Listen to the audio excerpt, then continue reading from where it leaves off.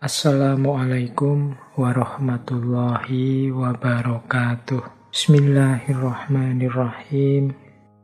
Dalam pola Wu Wei, hidup yang mengalir dengan alam itu adalah hidup dengan beberapa prinsip.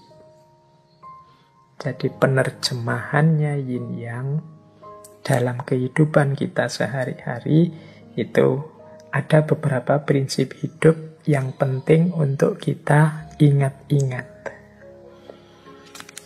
Yang pertama adalah hidup secara seimbang atau balance. Seperti saya jelaskan tadi, yin saja akan membekukan, yang saja akan membakar. Kalau ada yang marah, harus ada yang sabar. Marah ketemu marah meledak. Kalau yang satu sudah sabar menunggu, ya yang satu gerak. Jadi biar dinamis. Kalau semuanya menunggu dalam kesabaran, tidak akan ada aktivitas. Jadi yang satu pasrah, yang satu nuntun. Kalau semuanya ingin nuntun, hasilnya tabrakan. Kalau semuanya nunggu dituntun, hasilnya tidak ada yang jalan. Maka hidup ini harus seimbang. Kalau yang satu sudah bersuara, yang satu tolong diam. Kalau semuanya bersuara, tidak jelas mana benar, mana salah. Atau semuanya diam, ya kebenaran akan hilang. Jadi jangan sampai beku, juga jangan sampai terbakar, meledak. Hiduplah secara seimbang. Ini manifestasi yang pertama dari yin yang. Yang kedua, keadilan. Jadi yin yang ini memberi porsi hidup secara adil. Hidup secara alami itu kan adil. Adil terhadap diri kita sendiri, adil terhadap orang lain dengan haknya, kita dengan hak kita, alam juga dengan haknya. Ini hidup secara adil. Ya kalau orang jatahnya 10, ya silahkan mengambil 10, kita beri 10, itu adil. Ini yang hidup secara alami. Kalau makanan itu muatnya di perut kita 1 piring, ya kita makan 1 piring saja, itu adil. Adik kita yang masih sekolah SD ya sangunya 5.000 misalnya, tapi yang sudah kuliah sangunya 50.000, itu adil. Sesuai porsi dan proporsinya yang alami. Yang baik dipuji, yang jelek dicaci, enggak ya, yang jelek diingatkan, ditegur. Ini berarti adil. Jadi kita akui memang hidup ini ada hitam, ada putih, dan saling berdialektika. Tapi juga kita porsikan segalanya sesuai porsinya.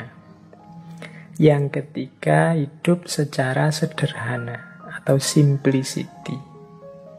Seperti tadi ya, tidak ada energi yang terbuang sia-sia. Tidak ada kesembronoan, tidak ada kesia-siaan. Paradigmanya pas saja. Sederhana bukan berarti kekurangan, tapi pas. Jadi pas itu ya, butuhnya tidur 5 jam, ya tidur 5 jam pas. Butuhnya kerja sehari itu mungkin 6 jam, istirahatnya sekian jam dalam sehari, ya dipenuhi saja secara pas. Tidak berlebihan, tidak kekurangan. Ini manifestasinya yin yang dalam hidup. Nah, yang keempat, keluasan. Jadi kesadaran kita terhadap pola hidup, ada yang yin, ada yang yang. Jadi ada yang, ada yin, itu membuat kita luas, tidak kaku. Tadi kan dijelaskan yin dan yang itu saling mengandung. Saling mengandung itu maksudnya dalam yin ada sedikit kandungan yang, dalam yang ada sedikit kandungan yin, maka luweslah. Yang feminin kita, saya ini kan laki-laki, karakternya maskulin, tapi dalam diriku pasti ada titik-titik femininitas. Sebagaimana pada saudari-saudari yang perempuan pasti juga ada muatan-muatan maskulinitas. Dalam gelap ada sedikit cahaya. Dalam cahaya kadang-kadang ada titik-titik kegelapan.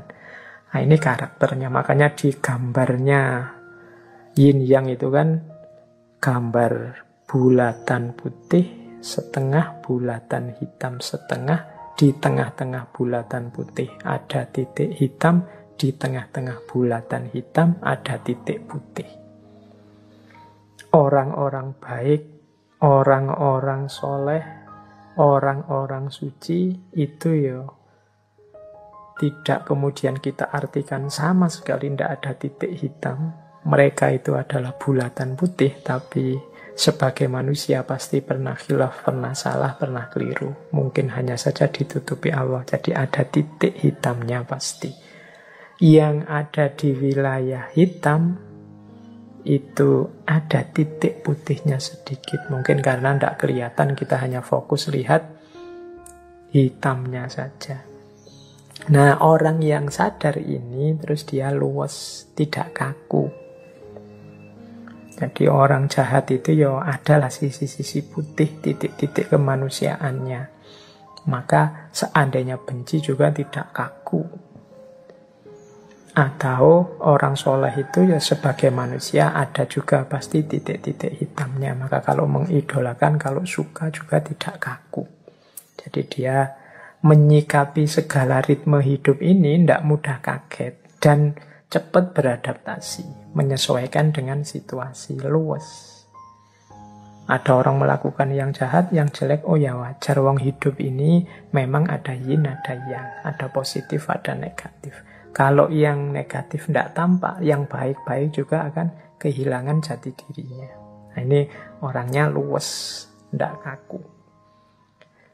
Kemudian di antara cirinya lagi falsafah yin yang manifestasinya dalam hidup adalah terbuka.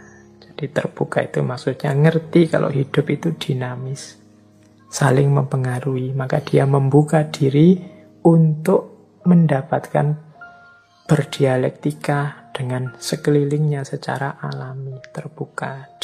Kalau dia pas salah, karena dia terbuka, dia bisa menerima nasihat. Kemudian terbuka mendapat wawasan-wawasan baru sehingga tambah baik. Karena dia sadar dia ada keterbatasannya. Meskipun aku ada di wilayah putih, aku punya titik hitam juga yang entah aku sadari entah tidak. Kalau aku terbuka maka semakin meningkat, mungkin titik-titik hitamnya semakin berkurang. Dapat masukan-masukan baru. Kalau aku tertutup, ya selesai. Yang hitamnya tetap hitam. Apalagi yang ada di wilayah hitam. Maka orang yang sadar hukum yin dan yang, itu biasanya malah luwes dan terbuka. Dan yang terakhir, gembira. Jadi gembira itu berarti mampu menikmati hidup ini. Jadi ada apapun yang terjadi, baik sehubungan dengan dirinya maupun sehubungan dengan alam, dia tidak terpengaruh, dia tidak mengeluh, dia tidak komplain protes, tapi pertama-tama dia bisa menikmati, bergembira, karena sadar, ya itulah alam. Karena kemarin kita rusak sehingga tidak seimbang, akhirnya kita nikmatilah sekarang. Mungkin beberapa kesulitan hidup, ya wis resikonya mau gimana lagi. Jadi dia bisa menerima ya, meskipun ya berlanjut dengan tadi menyikapinya dengan adil, dengan luwes, dengan terbuka, dengan sederhana. Tapi hidupnya orang yang mengerti ritme alam yang yin dan yang ini, kecenderungannya dia gembira. Orang gembira itu ya mudahnya orang yang mau bersyukur terhadap hidupnya. Tidak seperti sindiran Al-Quran pada kita, kan Al-Quran menyindir kita, manusia itu khuliqa halu'a, diciptakan selalu berkeluh kesah. Apapun yang dialami, dia selalu berkeluh kesah. Nah, cara mengatasinya apa? Yo, Al-Quran kan mengingatkan kita punya karakter itu. Mari kita pahami ritme alam, kita pahami mode-mode hukum alam, termasuk yin dan yang ini, sehingga kita hidupnya tidak mudah galau. Apapun yang kita alami. Misalnya, wah nilaiku kok jatuh ya semester ini, ya wajar sih semester ini aku males belajar, ya mesti saja. Terus nilainya jatuh. Ada ritmenya, ada hukumnya, sehingga kita tidak mudah kaget. Oke, jadi ini berarti apa? Cara kita menerjemahkan yin yang dalam hidup itu antara lain dengan cara hidup yang seimbang. Hidup secara adil, sederhana, luwes, terbuka, dan gembira. Baik, kita lanjutkan. Ini masih setengah jalan kita menjelaskan tentang yin yang. Nah, selanjutnya ini saya menemukan cerita rakyat atau folklore yang menjelaskan tentang yin dan yang. Ini saya tidak tahu validitas ceritanya seperti apa, tapi mungkin penting bagi kita untuk menggambarkan ini loh maksudnya. Cara kita menyikapi situasi yin dan situasi yang. Jadi saya bacakan ya ceritanya, mumpung ini ngajinya malam-malam. Siapa tahu setelah saya cerita teman-teman bisa tidur nyenyak. Oke, baik. Jadi ada cerita begini. Ada dua orang sahabat, namanya Yin dan Yang. Mereka ini intelektual, jadi dikenal sebagai orang yang pandai, berbudi luhur, berjiwa besar, penuh dengan kasih sayang. Dua orang ini tokoh atau sebut saja pendeta dari Taoisme. Nah, mereka ini berteman dekat, wong yo sahabat. Hanya saja dua orang ini punya pemahaman yang berlawanan terhadap ajaran Taoisme. Yo karena dekat, saling bersahabat, ketika punya pendapat yang kontras, yo mereka terus jadi sering diskusi. Sering beradu pendapat. Siapa yang pemahamannya paling benar. Dan yo karena sama-sama pinter, sama-sama punya argumen, diskusi ini tidak selesai-selesai. Masing-masing kukuh dengan pandangan dan prinsipnya sendiri-sendiri. Sampai dua-duanya sama-sama capek. Terus Yin berkata, kamu itu tidak paham saya. Seandainya engkau adalah aku, tentu engkau bisa paham maksudku yang aku inginkan, yang aku sampaikan. Yang juga terus jawab begitu. Iya, kamu juga tidak ngerti aku sih. Coba kamu jadi aku. Mungkin engkau paham apa yang aku inginkan, apa yang aku maksud. Tapi ya terus gimana ya kita bisa bertukar diri? Nah, akhirnya mereka gini aja lah, kita kan tidak bisa yang yin jadi yang jadi yin. Begini saja. Sekarang kita sepakati 40 tahun ke depan engkau fokus mempelajari ajaranku, katanya yin pada yang, dan yang juga jadi yin akan fokus mempelajari ajarannya yang juga fokus mempelajari ajarannya yin. Jadi dibalik. Misalnya yin itu pendapatnya A, maka sekarang yang coba tahun-tahun ke depan fokus mengkaji A saja. Yang juga begitu.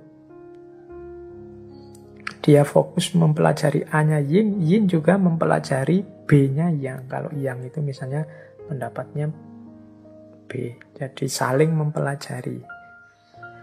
Ini terus diputuskan 40 tahun ya. 40 tahun mungkin cukup lah. Aku ngerti pendapatmu dan kau ngerti pendapatku. Nah, mereka ini karena sudah sepakat sungguh-sungguh, ya mereka terus belajar mendalam. Serius. Selama 40 tahun mereka sungguh-sungguh belajar. Bukan belajar untuk mencari kesalahannya, tapi memang sengaja belajar untuk ngerti maksudnya. Kadang-kadang kan kita kalau sedang ada urusan ingin berdebat atau menjatuhkan pandangan yang lain, kan fokus kita adalah mencari salahnya pendapat yang lawan kita. Tapi ini ndak pakai pola itu, yo belajar apa maksudnya pendapatnya lawannya, yin dan yang ini. Nah, setelah 40 tahun, ini sudah sama-sama tua ini. Mungkin sudah sama-sama sangat kangen. Semula bersahabat, sekarang terpisah 40 tahun untuk mengkaji ajarannya sahabatnya. Nah, begitu 40 tahun, mereka kemudian datang ke tempat yang sudah dijanjikan. Nah, mungkin teman-teman menebaknya, wah ketemu itu sudah langsung diskusi lagi panjang lebar. Ternyata begitu bertemu, mereka hanya saling memandang, saling tersenyum, kemudian saling berpelukan dan berkata, "Saudaraku, engkau selalu dalam diriku, dan aku ada dalam dirimu." Sejak saat itu, tidak ada lagi diskusi-diskusi. Lewat pelukan itu saja, dua-duanya sudah saling memahami. Tidak harus susah payah menjelaskan, susah payah merumuskan, mencari. Mereka sudah saling paham, begitu bertemu, saling tersenyum, kemudian saling berpelukan. Silahkan teman-teman menarik kisah rakyat ini dengan bagaimana cara kita menyikapi yin dan yang dalam hidup. Ada yang positif, ada yang negatif. Kalau ingin mencari titik temu, ya tidak mungkin. Wong ini hukum alam, hukum semesta. Yang yin ya biarkan tetap yin, yang biarkan tetap yang. Dua-duanya ini saling butuh dalam identitasnya masing-masing. Dalam yin ada yang, dalam yang ada yin. Kalau dipotong yang, maka yin tidak utuh. Kalau dipotong yin, yang juga tidak utuh. Dua-duanya paham sekarang, aku saling butuh. Dunia ini lengkap ketika aku ada dan dia ada. Nah, ini cara kita menyikapi, mudahnya adalah menyikapi perbedaan. Menyikapi kontras-kontras dalam kehidupan. Yang berakhir dengan saling memandang, saling tersenyum, kemudian saling berpelukan. Nah, ini cerita pertama. Semoga bisa memudahkan bagaimana cara kita menyikapi yin dan yang dalam kehidupan. Baik, terus saya bawakan satu lagi. Ini juga cerita rakyat yang hubungannya sangat erat dengan yin dan yang. Kesedihan dan kesenangan. Kesulitan dan kemudahan. Ternyata tidak sesederhana yang kita rumuskan. Kadang kegembiraan itu ternyata sumber masalah yang menyedihkan. Kadang kesedihan adalah awal dari kebahagiaan. Nah, ada cerita, ini populer sekali. Tentang seorang petani tua yang memelihara kuda. Mungkin di sesi ngaji yang mana pernah saya ceritakan ini. Semoga teman-teman ada yang masih ingat. Ini saya ceritakan pada yang belum pernah dengar atau sudah lupa. Jadi ada seorang petani tua, yang petani tua ini memelihara kuda. Kudanya ini pokoknya kudanya top, sangat baik kualitasnya. Mestinya kuda ini sangat disayang oleh petani ini dan keluarganya. Nah, suatu pagi ternyata kudanya petani tua ini kabur. Lari dari rumah. Wah, ini harusnya berarti berita yang menyedihkan, peristiwa yang menyedihkan. Para tetangganya datang. Terus mereka mengucapkan simpati. Wah, sampean mengalami nasib yang buruk ya. Turut bela sungkawa misalnya. Nah terus petani itu jawab, tidak juga, kita lihat saja nanti. Nah, petani ini tenang saja, tidak sedih juga tidak galau, meskipun kudanya lari. Ternyata besoknya kudanya kembali lagi, malah sekarang membawa teman-temannya dari hutan. Wah, sekarang dari hanya punya kuda satu yang bagus, sekarang dia punya beberapa kuda. Wah, yang semula kebahagiaan terus jadi kesedihan, bahagia punya kuda yang bagus, tapi terus sedih karena kudanya hilang, tapi dia tetap tenang. Ya, kita lihat saja nanti. Wah, ketika kudanya kembali lagi, membawa teman-teman kudanya yang lain, kan dia ini untung besar akhirnya. Tetangga-tetangganya datang lagi, wah turut senang Pak. Alhamdulillah sampean sekarang nambah kudanya, beruntung sekali sampean ini. Nah, petaninya jawab, ya kita lihat saja nanti. Jadi senang juga, tidak meledak-ledak, biasa saja. Ya hidup itu memang ada sedihnya, ada senangnya. Paginya anaknya ini ingin mencoba kuda-kuda yang baru datang tadi. Mungkin anaknya ini gembira, wah ini kudanya banyak, ini coba. Ingin beberapa, ingin dijinakkan. Waktu nyoba menjinakkan kuda, dia malah jatuh. Kakinya terus patah. Wah, ini kan peristiwa yang menyedihkan.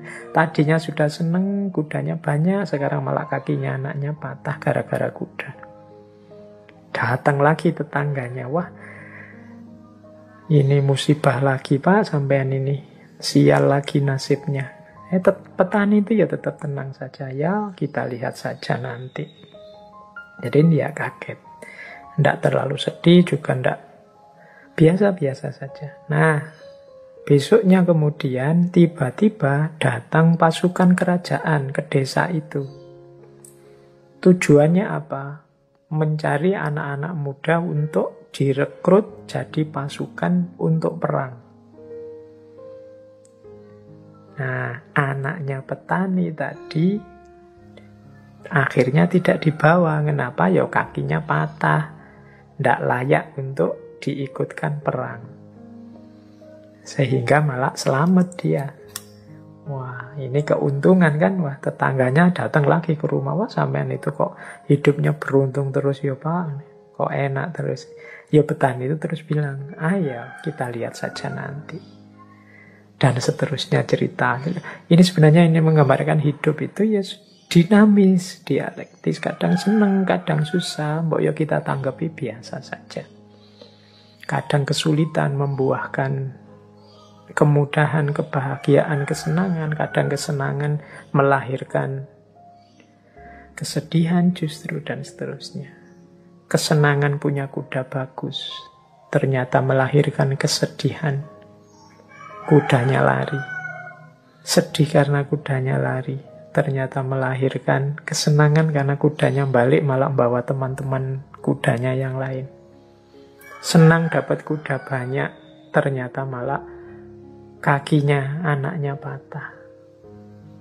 Sedih karena kakinya anaknya patah, jadinya malah seneng karena tidak jadi diambil oleh pasukan untuk ikut perang.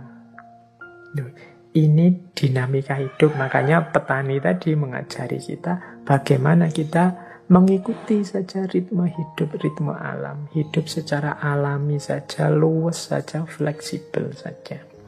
Hidup itu memang selalu berpasangan, senang, sedih akan selalu begitu. Dan tidak harus ditanggapi dengan berlebihan. Itulah polanya orang hidup, kadang senang, kadang sedih. Baik, semoga sampai di sini semakin bisa tergambar bagaimana cara kita menerjemahkan dua unsur dalam hidup ini, yaitu yin dan yang.